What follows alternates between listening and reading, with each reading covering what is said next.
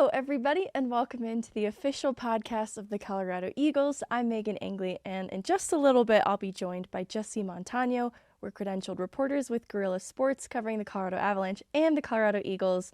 And we're back with another Eagles pod to catch you up on the most recent Ontario Reign series here at home. But I want to take it back one weekend before because we didn't get to talk about their series sweep over the Rockford Ice Hogs on the road the weekend before it. And I wanted to give that a little bit of attention. It's hard to sweep a team in this league, and it's hard to do it on the road. So Jayson Megna gets a hat trick in that first game. Matt Steinberg returns to the lineup after getting banged up early this season after opening night. He gets a goal in his return to play, and they follow it up with another performance, 2-1 over Rockford. The next game, Taylor Makar, 2 goals to help secure the win, and some love for Isaac Pash, who starts back-to-back games because Trent Miner was called up by the Avs while Scott Wedgwood was still TBD.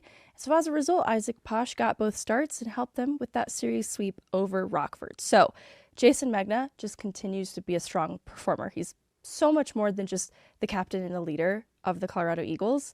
He also has been offensively popping off lately, to include the Ontario Reign series. So bringing it to this past weekend, they split the series. It's Teddy Bear Toss weekend. Eagles get the win in front of the home crowd for that Teddy Bear Toss game. I want to key in on that first night. It's a really tough game because it's scoreless through 2 periods. Everything happens in the third, and it's the Eagles who get on the board first. Really unfortunate double minor puts the Eagles on the kill late in this game. 2 goals in quick succession mean 30 seconds of a little bit of a breakdown, and they're chasing the game. Jayson Megna helps to put them back within 1 goal, but as Coach Letestu told me in the postgame, they just came up 1 play short. And the reason this series against the Ontario Reign this last weekend was pretty significant is it was a Pacific Division showdown. Going into that weekend, Eagles first in the Pacific. Just to be clear, they're still first in Pacific. Ontario Reign nipping at their heels in that second place spot. So it was 2 really good teams going at it, and that was reflected in the result. In that first game, it was hard contested, really tight game, tight margins, and so very little room for error, which meant that both teams had little errors, and it just cost the Eagles a little bit more. And so in talking to Coach Letestu in the postgame, I think it's worth noting the Eagles 17-6-0-1 on the season, 35 points, 4th in the league, top of their division. They're off to still a very strong start. They haven't faced a ton of adversity yet through this season. And so something Coach Letestu talked a lot about in that postgame was composure.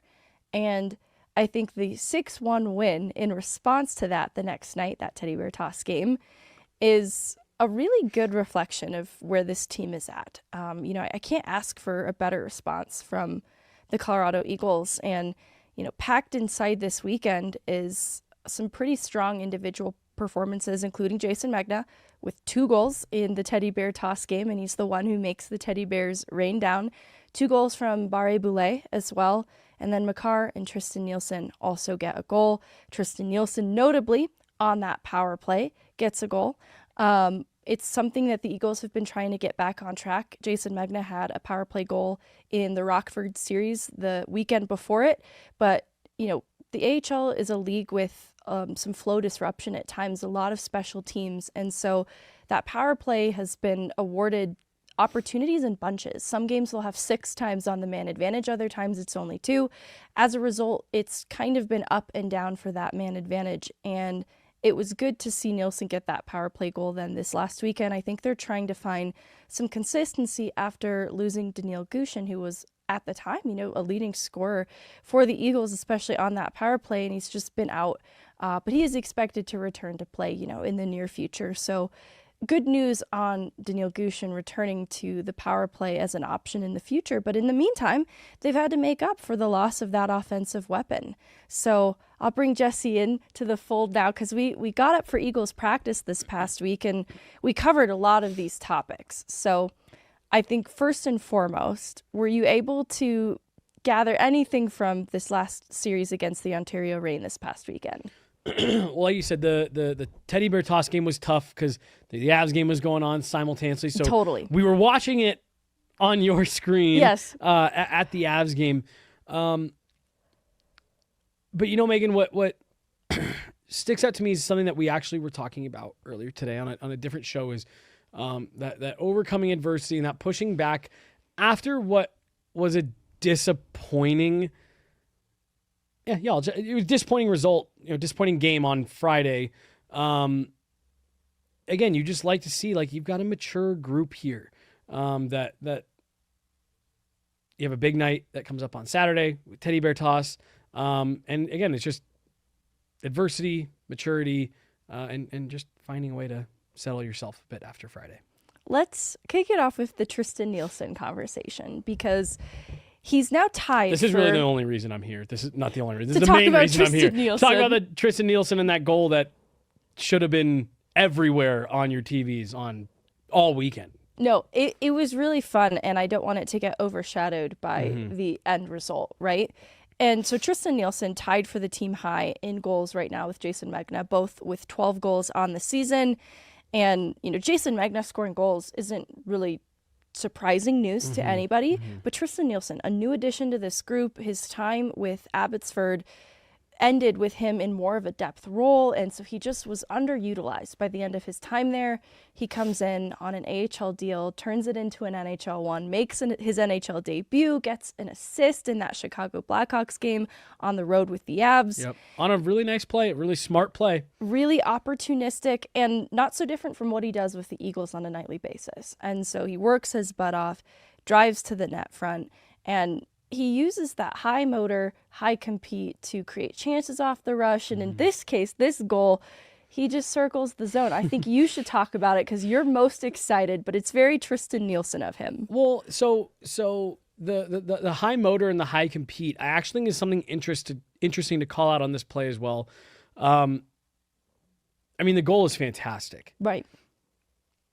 But it's, as much as it's a high skill play and it's a high skill play and a high skill finish, there's a weird amount of, and maybe weird isn't the right word, but there's an interesting amount of hard work, winning battles, stick-to-itiveness, winning races to loose pucks. He has a couple of those moves that he makes to get around guys where it's no, I've just got to out-battle you, and I'm going to put the puck around you, get position, then just go back and chase my puck down again. And like you said, he just kind of kept looping until he, had the right lane. And then even then, it looks like he's stepping in and he's taking the lane that's given. He pulls back to shoot. Yeah, I believe you have two Ontario Reign players drop to get in the lane to block a shot, and just a really smooth pulls it right between his legs onto his, catches it on his backhand as it comes through and is able to just chip it short side. A great amount of skill and a great amount of deception. And like I said, there's also a big level of that. There was just hard work and just straight up wanting it more than 9 other guys on the ice. And that's not meant to be an indictment at his own teammates, but Tristan Nielsen just said no, I want this one and I'm going to go get it. Yeah, he saw that he had the runway to do it, and it was born from the hard work and evading skaters and stick checks along the way. It wasn't as if it was uncontested. There were players trying to contend with him, and he was able just to outmaneuver, outskate them in the whole perimeter of the play. And I think that is such a Tristan Nielsen thing, because sometimes you see it in transition, off the rush. In this case, it's just circling the zone, but you still have to evade those skaters in the first place. Well, and what I really like about it is that at no point did he force anything. It didn't feel like he ever forced a move. Nothing felt selfish about the play. But also, I didn't really see it, Megan, at any other point where it's the smart play would have been, make this pass across. No, I honestly thought he just kept continually making, okay, this is the next smart play. Keep holding on to it, win this battle. Okay, make the next easy play. All right, that's still holding on to it. I never felt like it was this, as he was just going around and around and around. I never felt, and that's an exaggeration, but I never felt like it was this God, why is he still holding on to the puck? It was a series of making the right play combined with some great skill, combined with some nice touch, combined with some great, effort. Yeah, so that's back-to-back goals for Tristan Nielsen in the Ontario series, including a power play goal the next night, which significantly is helping to get that power play back on track, because that power play, when it was working with Daniil Gushchin on it, was also working because Tristan Nielsen was on it. He is like an Arturi Lehkonen kind of net front presence that is going to assert himself there. You know, he might not be the biggest guy at the net, but he is going to ensure he has every right to be there too. And so I think he still serves that type of role on the Eagles power play. So just a big credit to him. You know, I think he deserves his flowers in terms of fit, because he's assumed a top 6 role, lots of power play opportunity. And it's so different from the opportunity that was available to him in Abbotsford, but he seized it at every moment. And the stylistic fit here with the Colorado Eagles has made so much sense, because he does work his butt off in addition to having a lot of skill. Well, and you know, Megan, like we've talked for years now with the Avalanche of the Colorado bump. You see players that'll come to town and get the Colorado bump. And what do we mean by that? Not every player, but it's the players that fit the system right. And Arturi Lehkonen, who you just mentioned, is maybe the most prominent, him or Val are some of the most prominent examples of good players that did good things at points in their career with other teams, whatever. But there was something about the way that they play and the style of their game that just fits with what the Avs do. Well, the Eagles play pretty, more or less an identical style of hockey, system-wise, what they're looking to accomplish in every shift, et cetera, et cetera. And Tristan Nielsen might just be one of those guys where it's like, yeah, he was good with other teams. You saw, reasons why the Eagles were interested in him. He sent the Eagles home, more or less, in the series before last year for Abbotsford. And so there was, of course, you knew he was a good player, but is he becoming one of those guys, and not just based off what he's doing with the Eagles, but on the game, the few game sample sizes we saw him with the Avs, find a way to be effective? Is this another player that benefits a ton? That sounds like I'm taking something away from Tristan Nielsen, but like his style just fits, and he benefits from the fact that he fits with what they're doing what fits with him, and it just makes sense. It makes sense because going back, high motor, high compete, and a lot of energy. And so in, the call-up opportunities that we've seen, though it's been a small sample size, he's a really engaged player. And what I like about Tristan Nielsen is that's not different up with the Avs. That's exactly how he plays for the Eagles too. And it lends itself to that bigger conversation around all of the call-ups so far this year, how different identities as players playing to their unique strengths, but being themselves at each level. Like Taylor Makar with the Eagles isn't really different from what Taylor Makar went and did with the Avs in 3 games. And I think it's a good transition to what Taylor Makar is doing right now too. Well, 5 goals in his last 6 games. I was just going to interject, and I don't want to jump the gun or move around here, but with what you were just talking about, not only Taylor and what we talked about with him, you talked about with him, but what we talked about with head coach Mark Latestu. Yes. Of you have to put together a game plan that is a winning formula for the Eagles, but you're also dealing with a bunch of players, and Coach Letestu was very upfront about it. Like, look, everyone here, their goal is to get to the NHL. We understand that. So yeah, you do have to take a little bit of a different approach. And I actually, Megan, think that there's a lot of parallels to that approach that Coach Letestu talked about us with, as what we hear from Jared Bednar with process over results. And with Latestu, it might even be a little bit more focused on the individual player. Hey, I'm more looking at what you're doing, how you're playing, how you're complementing your line, what you're willing to do, things like that. I'm glad you say it, because the guy who I think embodies process over results is Ivan, because ahead of his call-up, his production wasn't insane, but he was doing so many things right in his play at the face-off dot and his play away from the puck, and being unselfish and looking to make plays, and also recognizing where he can, pick his spots as well, and utilizing his skating, which is one of his strengths to do so.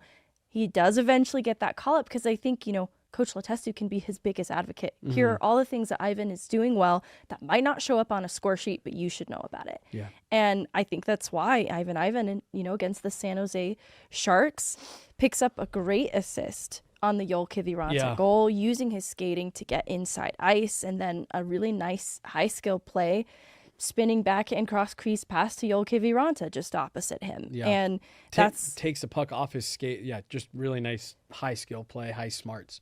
And, starts with skating and beating his guy inside. So that's Ivan in a nutshell. That's not so different from what Coach Letestu is asking of him with the Eagles too. And so excitingly, this line with Ivan, Nikita Prishchapov, and Taylor Makar that is formed and now played a couple games consistently, I really like their identity. I think, the production for Prishchapov and Ivan isn't totally there yet, but Taylor Makar, there's a reason he's getting rewarded that deserves maybe its own unique credit too. Like the goal he picks up in the Ontario series this past weekend is just him relentlessly battling for rebounds. And so that's why I jokingly dubbed it the tip line. I'm open to suggestions, you guys. So Taylor, Ivan, Prishchapov, spells out tip. And the net front tip-in component, because I do see Taylor Makar as a guy that would be the net front pest. I think that it could be battling for rebounds as we saw this past weekend, or, the tip option, because I do think Prish has a really great shot from the dot, and Ivan can kind of help to set it up. So some of that is maybe a projection of what the line could be, but what they certainly already are is very hard to play against. And I'm excited to see Taylor Makar getting rewarded with the offensive results, because that's what he was doing his senior year at Maine. He's so much more than a player who can put the puck in the back of the net. That's probably not even first and foremost his identity, but it is a component in his game. And I'm excited to see it start to translate so quickly, because that can be hard for players who put up points in college to get it to translate at the next level. If you think the Colorado Eagles need a goal, call the tip line and leave your thoughts. I love that so much. And I wanted to get your thoughts on Taylor Makar, because we talked about him a lot on the last episode. He just picks up another goal in between that. And actually, I think when we recorded our last episode, he had another 2-goal game after it, and we didn't get to talk about it. So things are just heating up for Taylor Makar right now. And he's earning, bigger minutes, but he's not just being given tons of opportunity. It's being earned each way. And where I was going with that is he gets PK reps here and there too, but there's still a lot of really good PK forwards, to include Matt Steinberg in his return, that are getting those opportunities too.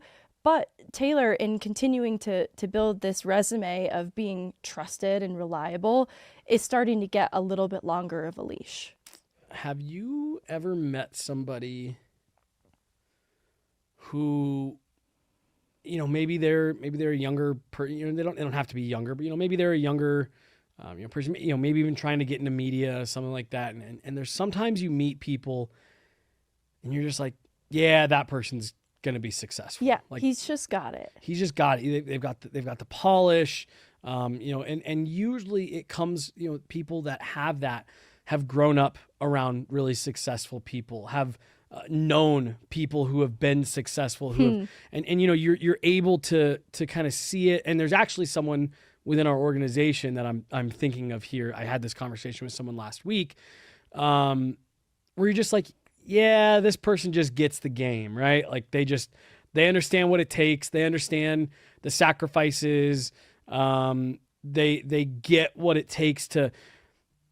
The more and more time we spend around Taylor Makar, where I'm going with this, I'm just starting to get that from him a little bit, where it's like, yeah, this guy's going to be successful.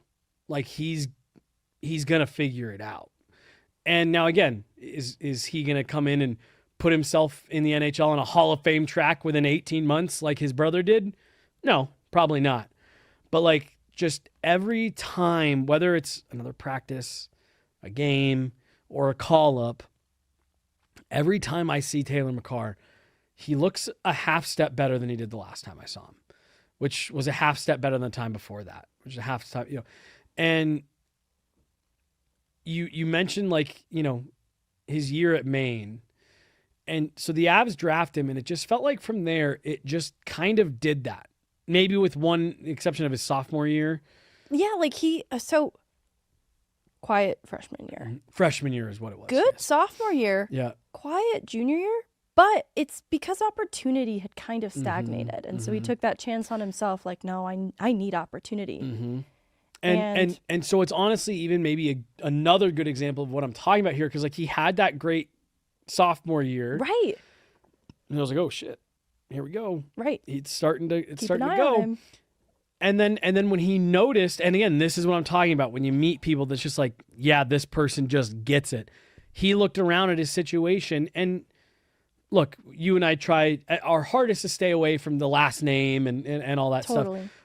But like, you know, you're a Makar at UMass. I'm sure there was plenty of reason for him to stay, but he looked around and said, nope, this isn't right for me anymore, and I need to get somewhere that's right for me. Right. And my whole point with all this, Meghan, is like he just seems he's starting to have that impression on me of just like he's going to do whatever it takes for him to make it. And you look at a guy like Logan O'Connor, who you and I have long said that's more of what he should be modeling his game after than anything else. When you look at a guy like Logan O'Connor, he eventually got to a point where it was just like, I'm undeniable. Right. You have no choice but to keep me here. And I think Taylor Makar is slowly, maybe even a little quietly, starting to build that kind of resume where it's just like, you know, you can only keep him, you know, sheltered for so long before he's just going to force your hand and force you to call him up, to keep him there, or whatever. Because what he's doing with the Eagles right now is very impressive. It is, because he goes up, that Buffalo game in particular, up with the Avs, really good game. He's engaged physically. He's a confidence to just shoot the puck if he sees the opportunity. And he just continues to build on that then with the Eagles producing. And I love the Logan O'Connor shout out, because at DU, he was a depth guy, gets a dev camp invite because his compete, you can't argue that.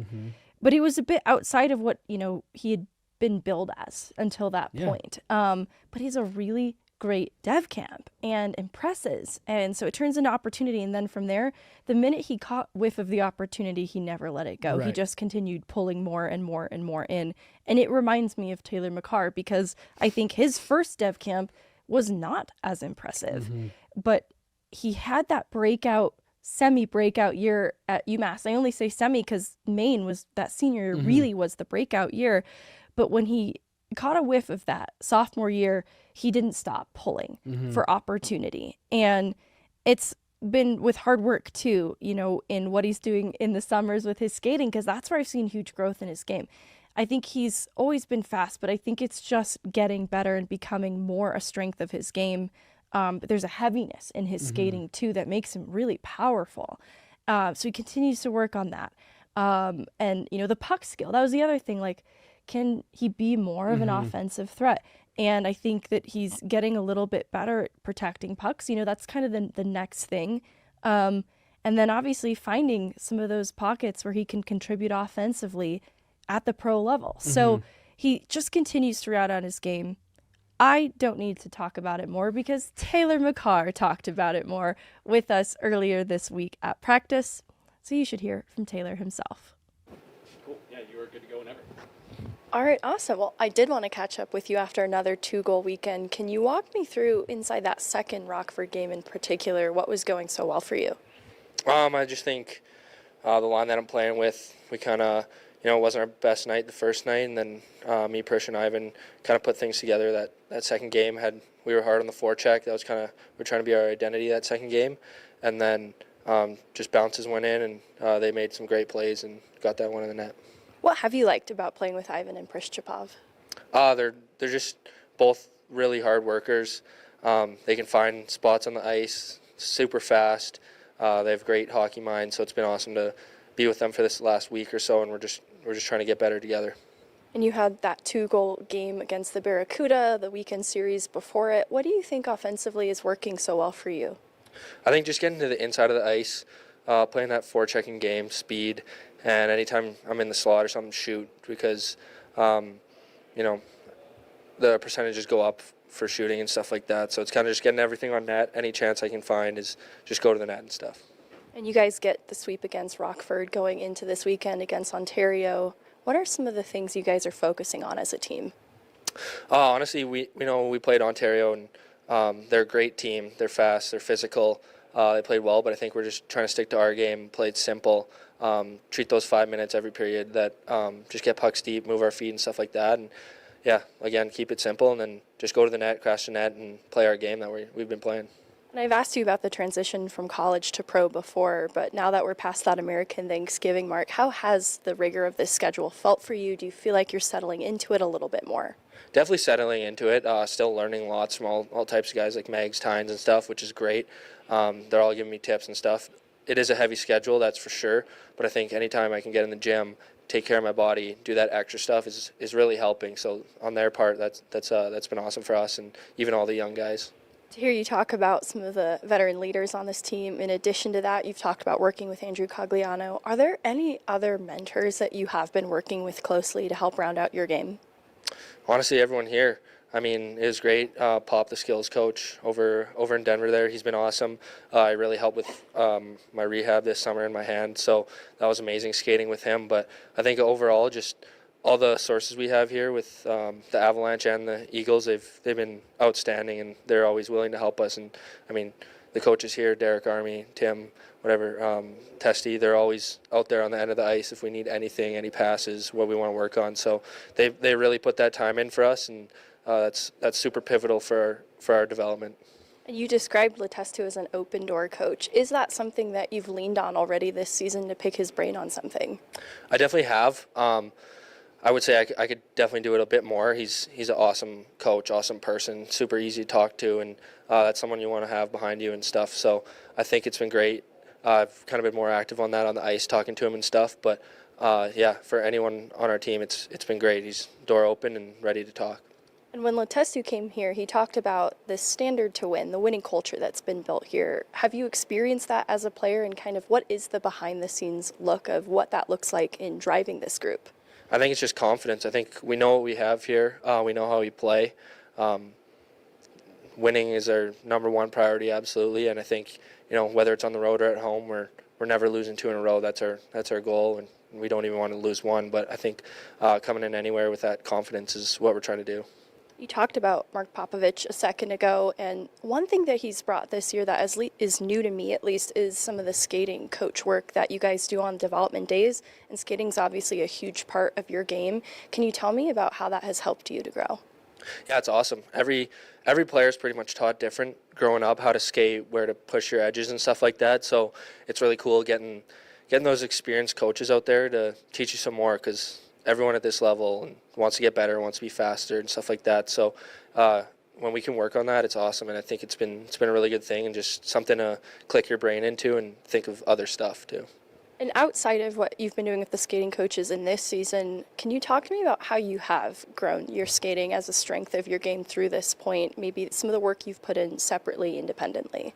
I think it all starts in the summer. Going back last few years of college, you're putting in summer sessions, then training at home with Kale, just skating with him, doing stuff at our gym Dash in Calgary. And I think just that's where the game's going now, is skating, and everyone's so fast and stuff, so you really gotta be good on your edges, good in speed. So anytime you can work on it and get something new, whether it's pushing lower, pushing more, working on the edges, is something I'm going to try and retain in my brain and work on. So I think it all starts with doing stuff in the summer, working out, and then just keeping it going through the season. It's probably silly to say, but obviously Kale, a very dynamic skater, but maybe different in how he skates. Do you still take away a lot from him? I try, but it's pretty hard to emulate that's for sure. But yeah, definitely the speed I'll try and match. And similarly, like growing up, I'm sure maybe there was a point of consideration. Like, how did you decide you wanted to lean into playing as a forward and then eventually that power forward identity that you're working on now? Yeah, I remember I was younger. I was switching between D and forward all the time. Minor hockey all the way up. I was always I loved playing D. I was that first guy. If a D got hurt, I'd play D, liked it. But at the end of the day, I think I just really liked forward a lot, like playing that game, skating up the ice and stuff like that. So that's kind of how I chose it. And then obviously just kind of growing into the size I am and stuff, I figured that trying to play that power forward game with my speed could potentially work out. So that's what I'm trying to work on. And ahead of the call-up opportunities you've gotten this year, what have the conversations been like with the coaching staff, with the Avs, in terms of what they're expecting out of you? It's honestly just play the same way. Keep growing, keep playing the same way. playing that physical game hard, getting in on the forecheck and stuff like that, but working here with the Eagles to not be afraid to make plays and get plays done. When you're up there, you have a job to do, and it just helps even more if you can do your job perfectly, and then if a play is there to be made, you can make it. So that's what they want to see, and so we're working on that as young guys here. That was Taylor Makar talking a little bit about what he's been working on lately, and I wanted to give you some time to weigh in on that more, but also I want to play the Coach Letestu interview because I think that added a lot of insight on top of it that is really important. I would say let's run that first, because I do think they go hand in hand. So Perfect. let's hear from Coach. All right, let's hear from Coach Letestu. He was talking ahead of the Ontario series, so just keep that context back of mind. Here he is. Well, first I wanted to catch up with you after the Rockford series, just your overall assessment of the weekend. Obviously get winning results. Yeah, we accomplished a lot of things we wanted to. We played good hockey for the most part. Sweeping a team is always very difficult, and that's a good team that has a lot of film on us, and we found a way to get all 4 points. Obviously, some individual efforts were pretty good. Isaac going back-to-back and a lot of different things we were pretty proud of. I was just hoping to carry that over now. Talk to me about the leadership of Jayson Megna and the impact it has on this team. Obviously, getting the hat trick is huge in terms of goal support, but I imagine he brings a lot to this group. Yeah, and it's good to see him get rewarded because he does a lot of things that go unnoticed. I think the best part about Jayson is he shows up in the exact same temperament no matter what. Whether he had 4 points or whether he was -4 or whether we won or lost. He's a very, very stable emotional state, and I think it rubs off on some of the young guys and allows him to bounce back from poor efforts and allows our team to stay composed in those situations, because ultimately when you're in a league with a lot of youth, they look to the guys that have been here. So when he stays very calm in those situations, it just kind of radiates through our team.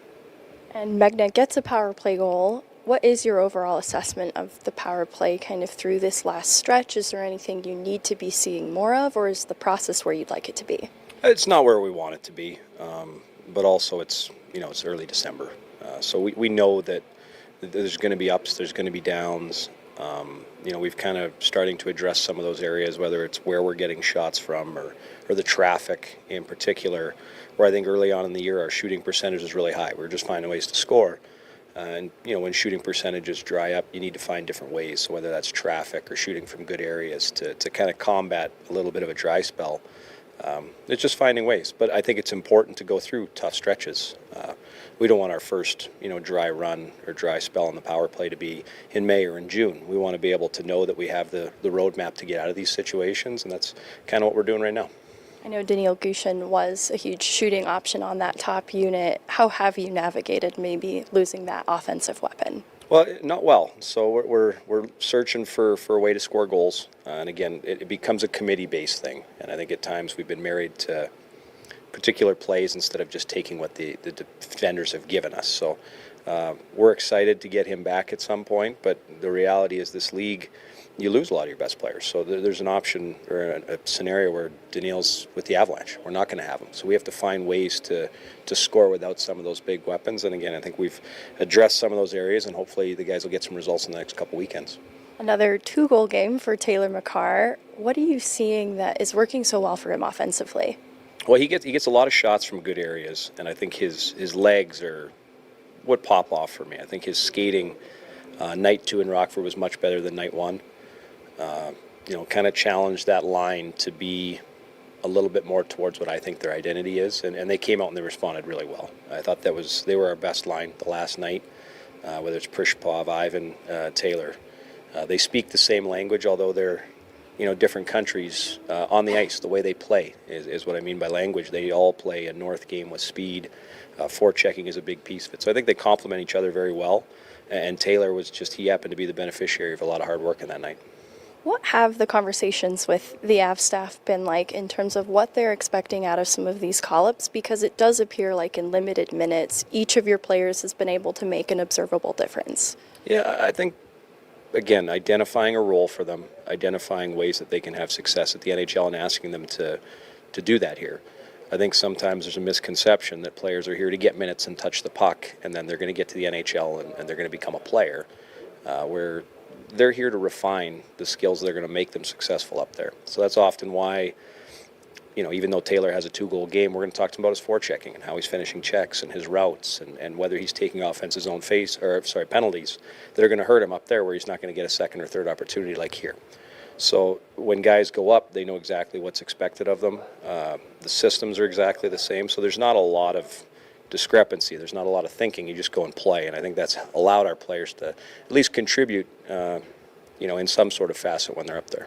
Can I throw something in there? Sorry, it may be a lot of the same, answers there, but how do you as a coach balance making sure you're giving that feedback while also focusing on your guys' task at hand and needing to win games? Is it just that you are always in that teaching mode like you were just saying? Yeah, I think their goal is to play in the NHL. So I think I'm always going to cater towards what the individual needs. Generally, what they're going to do with the Avs is what's going to make us successful here. And I think that's why both teams have had success. I think we're very clear on what kind of hockey players we want, what's going to make them successful. And I think it transfers very well. So I think at the individual level, certainly we're not making somebody's goals or dreams ahead of the group, but I think they can be married together. I think they can be hand in hand where how Taylor forechecks here leads to Eagles' success, but it transfers seamlessly to the Avs where in limited role, if he's going from 14 minutes to maybe 6, he's still going to have a contribution and be a part of something that helps winning. Do you feel like you have a strong understanding of the Avs' needs too, in terms of maybe being an advocate for players where they might have aspects of their game that aren't showing up in the score sheet that you are bringing to the attention of someone like Jared Bednar? Yeah, and we talk all the time, and the development staff's up here all the time. We're trying to round out players. The score sheet is important. Obviously that's how you win hockey games, and guys feel good about themselves. I think that's my job as a coach is to manage confidence levels. Sometimes when you come in a junior, your confidence in how you evaluate your game is only based on the score sheet. And now that we're here, you have to evaluate your game based on contributions with and without the puck. How was your net front play? How many seams did you give up on the penalty kill? How many opportunities did you create? Because ultimately, the guys that score at the junior rates at the NHL level, they're special, right? So you have to find a way to contribute. And I think guys are starting to manage that, and a lot of guys now value and evaluate themselves on the wins and losses. I was thinking about Luke Toporowski and the front office targeting that as a need of this group. Like, you've got some depth on D that you can part with. What does that communicate to you as a coach and seeing a front office so quickly move to get your team what it needs? Well, I think it shows a commitment to what we've talked about from the very start. We want to win hockey games. And Luke was, something that was underused in Hershey, and Kevin or Chris or whomever up there identified him as somebody that could help. And then again, it's on me to make sure that I can find, a place for him to be a contributing member. And it just so happened that he slided in very nice with Tynes on that group, and he's made it easy on us. He's came in, he's made plays, but it's not just the score sheet again. It's how he back checks it, how he goes to the net, how he communicates with his teammates. There's a lot of things that go into it, and we're really happy to have him. And at a time where we were pretty thin with injuries and players being called up, he came in and gave us the shot in the arm we needed. Speaking of Matt Steinberg returns from injury, what does he add to the forward group that maybe isn't represented, the thing that's unique to him? Well, I think his first game, it popped off how physical he was. And that's not an indictment of the group we have. We're not a physical team as far as, somebody's foundation. There's physical aspects to everybody, but the way he goes through people, he seeks out contact, he seeks out confrontation. And I think that's what makes him really valuable. And, whether, maybe we're having a tough night with the puck, he has a way of changing the game that doesn't have to do with anything on his stick. So I think that's part of it.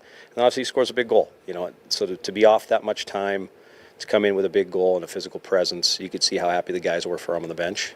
So now we're just a matter of keeping him healthy and hopefully having him here for an extended period of time. American Thanksgiving represents a benchmark for a lot of people in this season.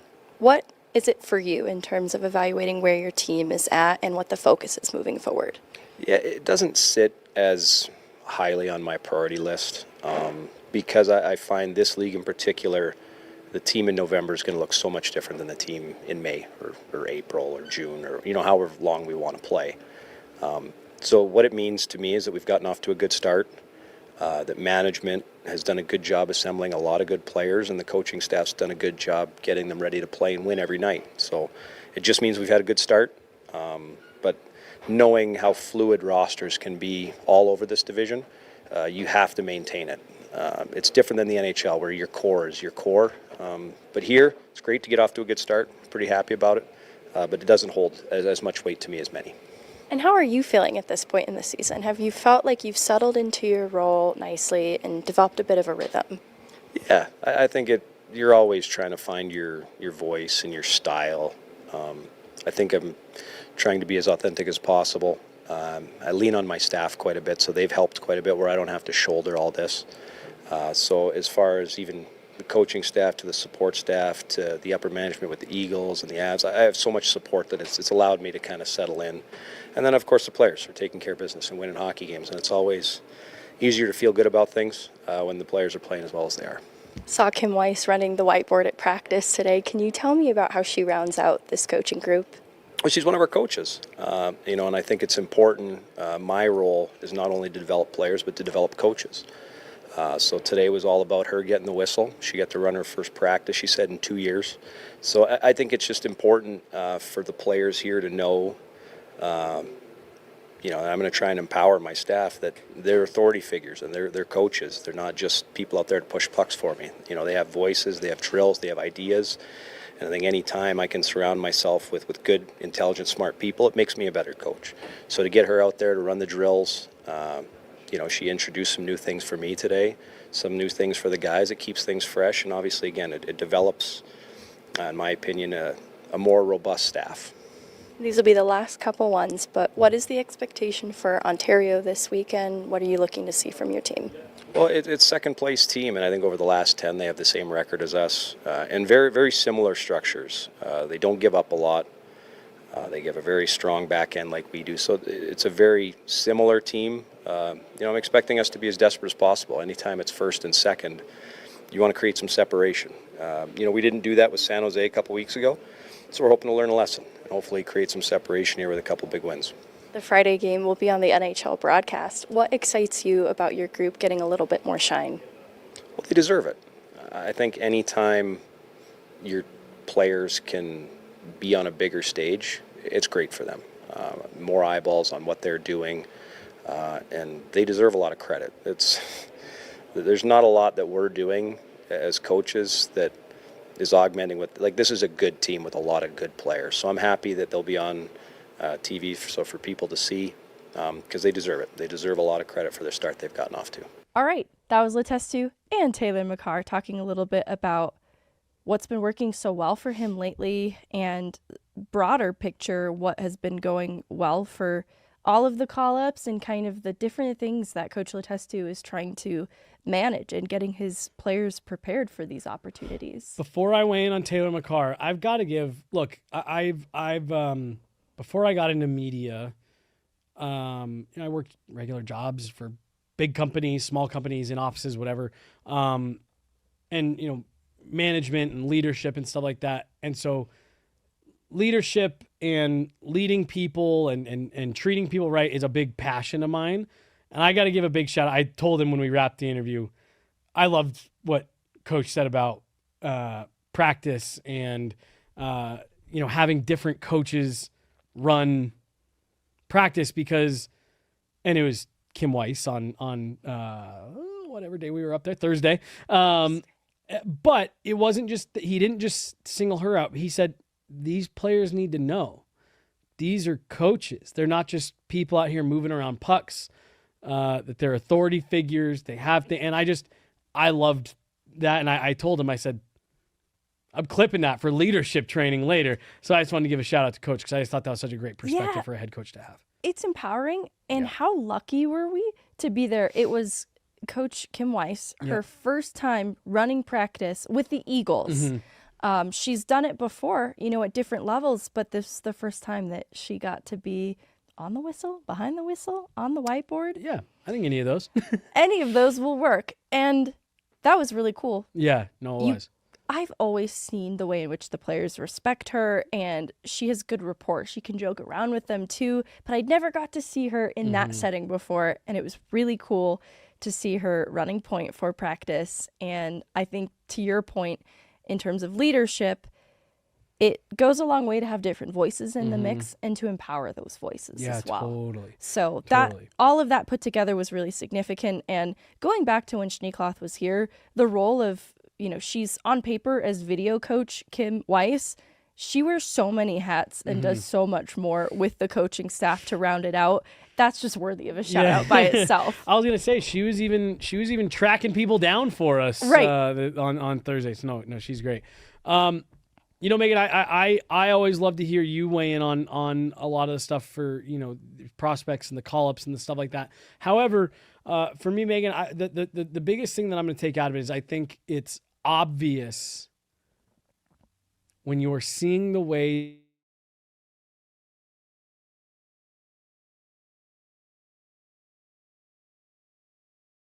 that players are showing up prepared for their call-ups. I think it's obvious what Taylor and Coach talked about there of they are focusing on the details.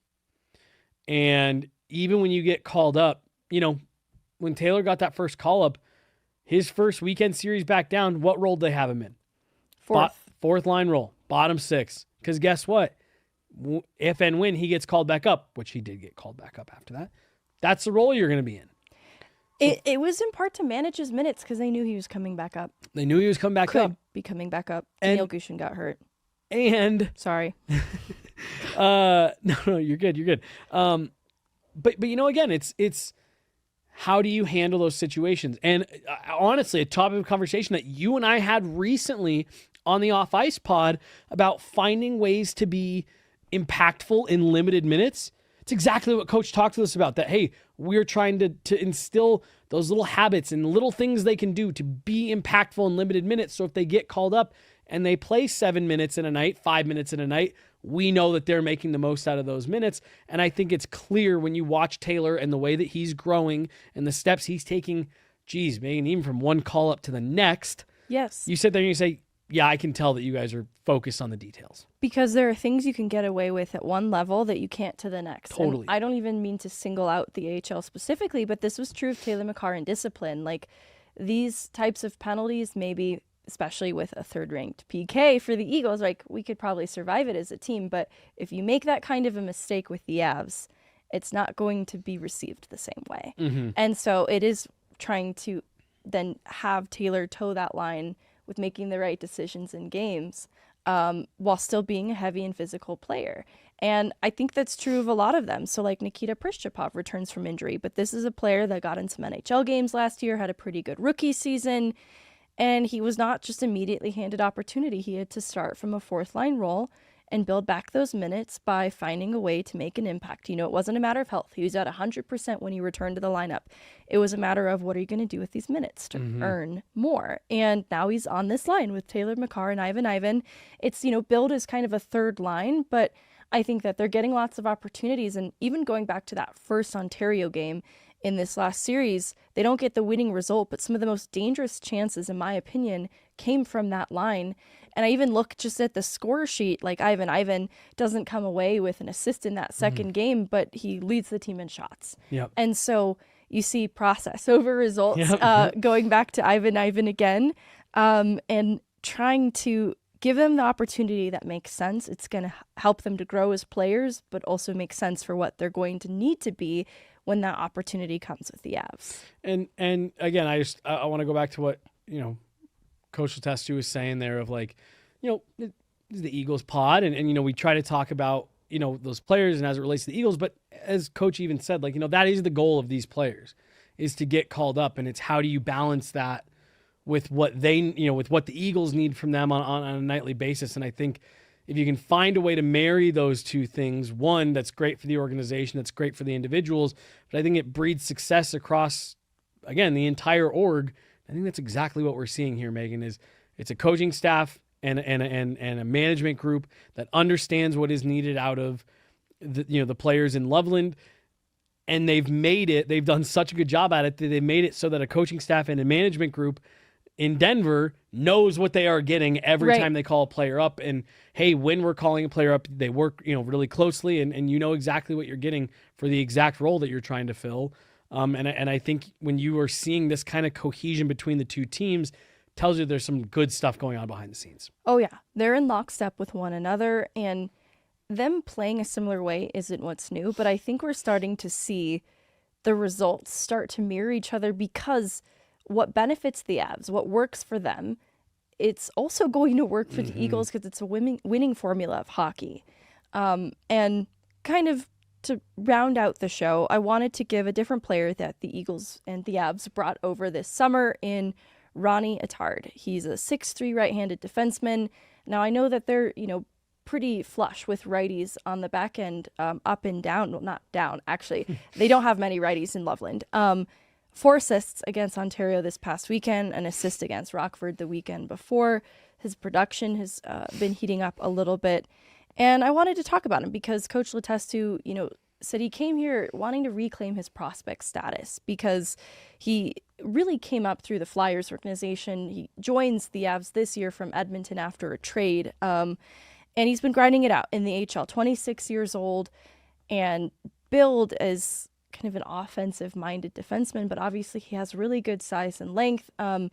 Really what it's boiled down to in asking about what this player is, what he can be, is just making quicker decisions, closing out plays more quickly, and I think that getting the production out of him has been a huge boost to the Eagles' back end.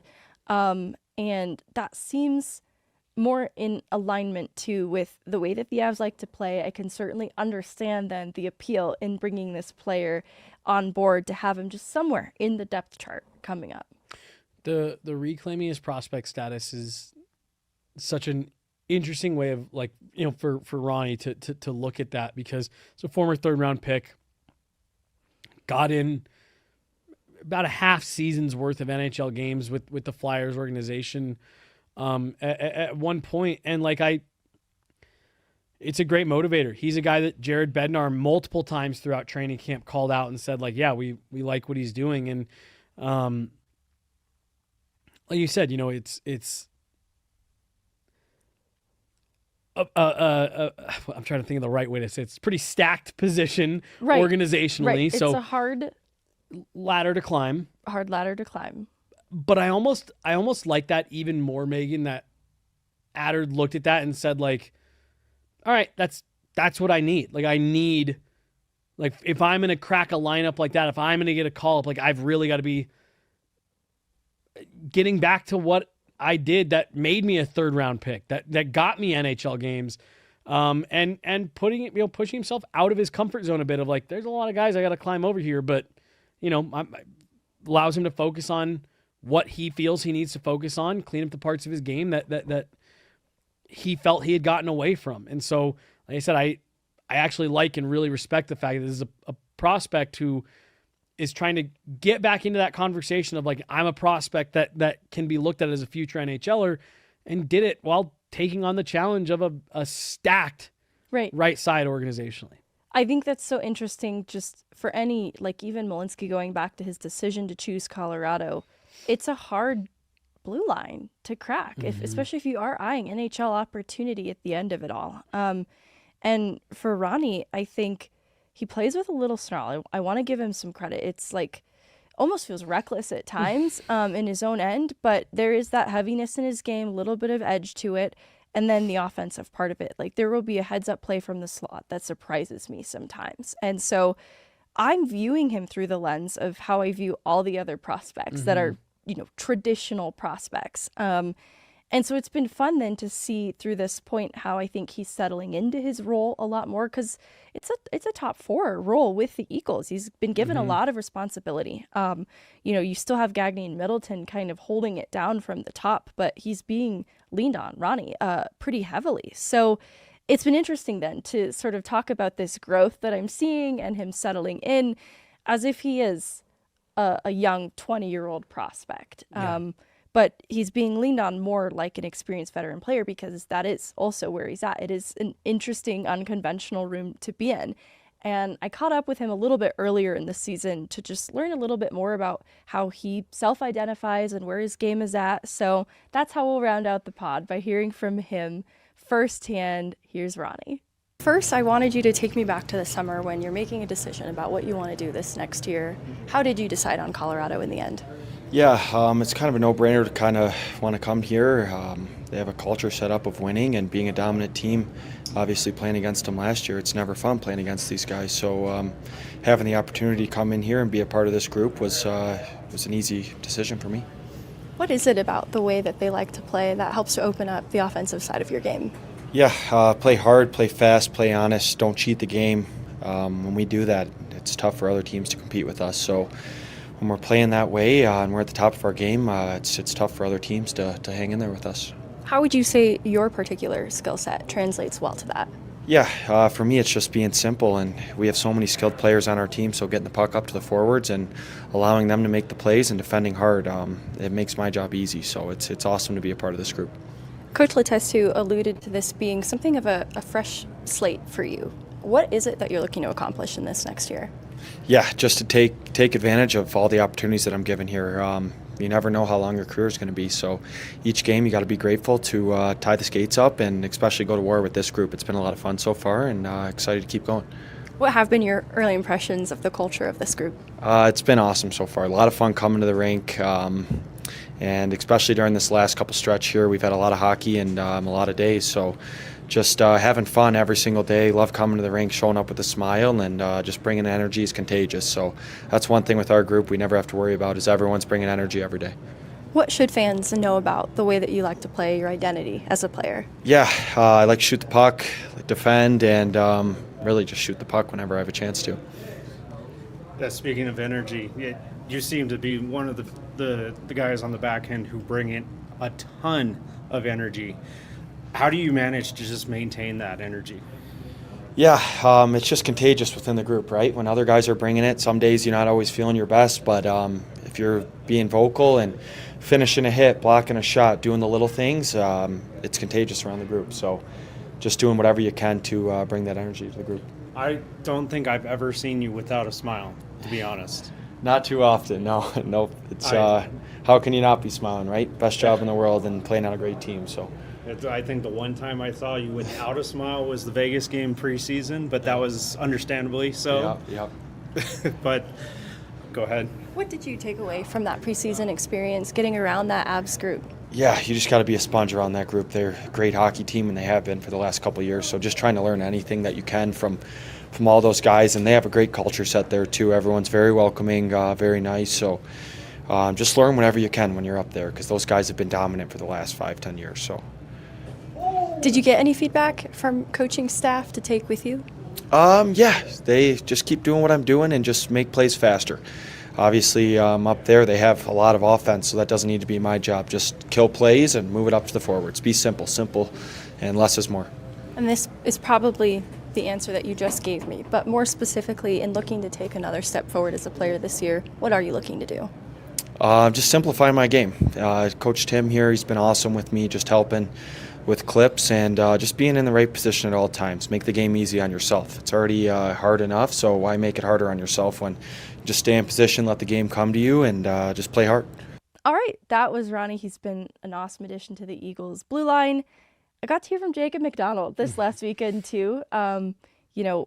He's making his way in the rehabilitation process. He said it was slower than he would like, but I think everything I've heard has been very encouraging. So just keep that in mind. Like 31 goal scorer Jacob McDonald is also going to be playing for the Eagles in a couple months' time. Yeah. Just a fun thing to remember. Not nothing. Yeah, it's not nothing. Well, that's all I have for today. Do you have any final thoughts? I don't think so. Not for me. Well, the Eagles keep rolling in. They have 2 more games at home before the Christmas break. I believe it's Henderson coming up next. I'm excited to keep following the momentum that they've been building. Like the parallels between the Avs and the Eagles has been fun. 2 really good penalty kills. They're getting some depth contributions. The top guys are top guying. Jayson Megna, ever so the captain. And a power play that they're still trying to get back on track, but there's signs of life. Yeah, like you said, the parallels are freaky. Yeah, and I don't think it's by accident. It's definitely by design. Yeah, for sure. Well, Well, that's all I have for you today. You guys, thanks so much for watching the official podcast of the Colorado Eagles. I'm Meghan Angley. That's Jesse Montano. We'll be back in a week and a half. 2 weeks? 2 weeks? What's time? What is time around the holidays, What right? is time around the holidays? If I don't know, I'll see you guys before Christmas. Will I? Yes. You will. Merry Christmas. I love you. Goodbye.